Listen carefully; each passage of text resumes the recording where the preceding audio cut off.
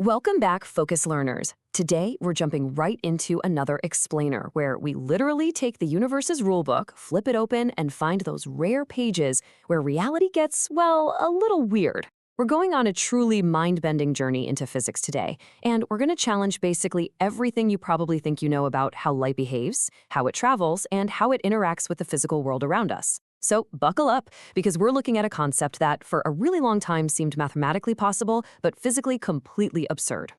Right off the bat, I want you to picture this. Imagine a world where our fundamental visual rules are just flipped upside down. You know how when you put a straw in a glass of water, it looks a little disjointed? Well, imagine if instead of that, the bottom of the straw appeared to aggressively jut out on the completely wrong side of the glass. Or imagine looking through a lens, and instead of light behaving predictably, it seems to actively rebel against the geometry we've trusted for centuries. So the big question is, can light actually bend the wrong way? Okay, let's dive into this and think about the actual geometry for a second. Normally, when light hits an ordinary boundary, say moving from air into glass, it bends across that imaginary perpendicular line we call the normal. But with negative refraction, the refracted ray doesn't cross over at all. Instead, it sharply hooks back and stays on the completely wrong side of that normal line. It's wild. Section 1. The underlying physics. To really understand this, we have to look at the mathematical foundation. It all boils down to two essential parameters that rule electromagnetism. First, we have permittivity, which is represented by the Greek letter epsilon. And second, permeability, represented by mu. These two properties dictate exactly how electric and magnetic fields propagate through any given medium. Now, in ordinary, everyday materials, your glass, water, air, plastics, both epsilon and mu always have positive values. But, as we know, physics is rarely limited by what we consider ordinary. The crazy thing is, negative values for these properties aren't actually science fiction. For instance, negative permittivity is perfectly normal. In metals, electrons respond to electric fields in such a way that below a certain threshold, which we call the plasma frequency, the effective permittivity actually becomes negative. We describe this using the Drude model. This negative value means the electromagnetic wave decays exponentially instead of propagating, which creates an evanescent field. And that, by the way, is exactly why metals reflect visible light. Now, on the flip side, negative permeability is much rarer in nature, but we do see it near magnetic resonances in certain materials, like ferrites. So, we can absolutely have one or the other occur naturally. But what happens if both epsilon and mu are negative at the exact same time? Well, this is where the math does something pretty magical.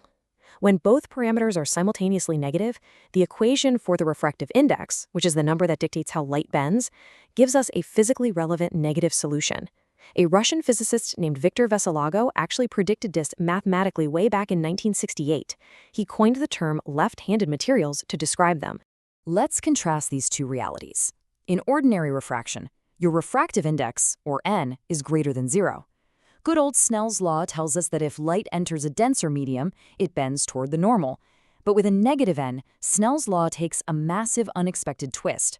Because the index is less than 0, the angle of refraction must logically have the opposite sign. And this brilliantly illustrates exactly what we're talking about. If you apply Snell's law and your second material has a negative index, then when you solve for the refraction angle, the math mathematically demands that the result is negative. The light doesn't know it's breaking our intuition, right? It's simply following the strict mathematical rules set by the medium's internal response. The refracted ray literally has to appear on the wrong side. Section 2. Phase versus energy. Now, I know what you're probably thinking right now. If the light ray hooks backward, doesn't that mean light is literally traveling in reverse? Wouldn't that completely break causality? Well, we have to be super precise about what is actually reversing here. The universe is safe, I promise. The energy of the light still travels forward. It flows away from the interface and deep into the material. But, and this is the mind-blowing part, the wave fronts, the actual peaks and troughs of the light wave, known as the phase velocity, are effectively moving in reverse. So the energy flow moves forward, but the ripple pattern itself moves backward.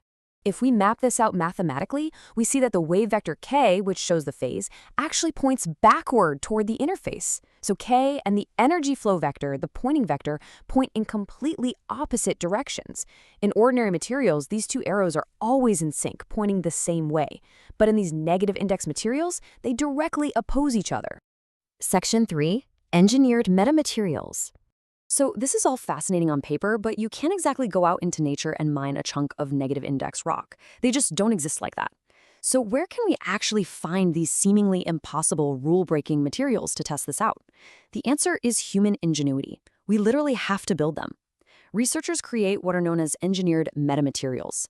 These are meticulously designed artificial structures, things like microscopic split-ring resonator arrays, complex wire grid structures, and photonic metamaterials.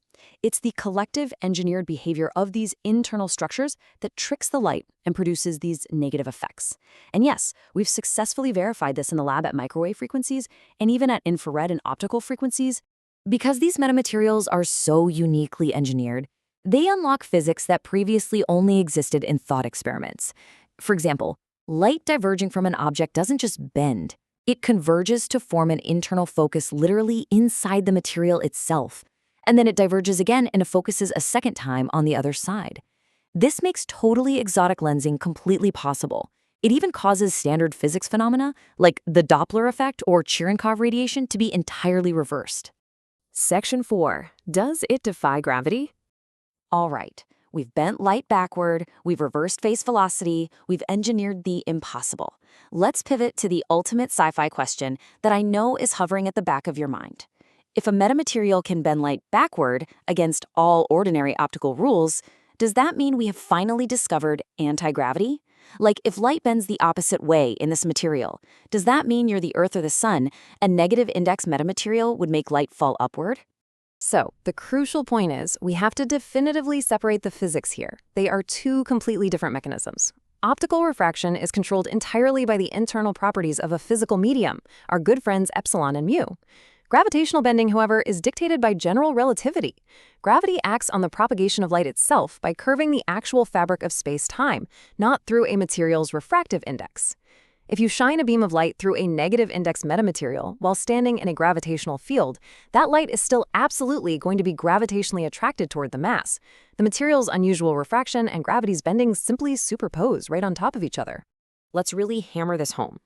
Think about what our universe would look like if a negative index actually did imply opposite gravitational bending. If light bent away from a mass rather than toward it, gravitational lenses out in space would be diverging, not converging. We would see a dimming of background objects instead of the incredible magnifications that tools like the James Webb Space Telescope rely on every single day. Our astronomical observations overwhelmingly prove that gravitational mass is universally attractive, not repulsive.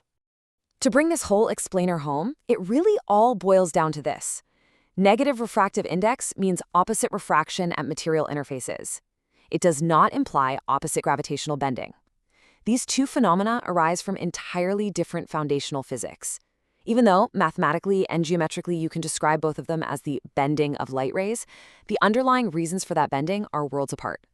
But hey, let's not let that diminish how incredibly cool this is. The fact that we can manipulate the internal structure of matter to make the phase velocity of light literally march backward is a monumental triumph of human engineering and theoretical physics.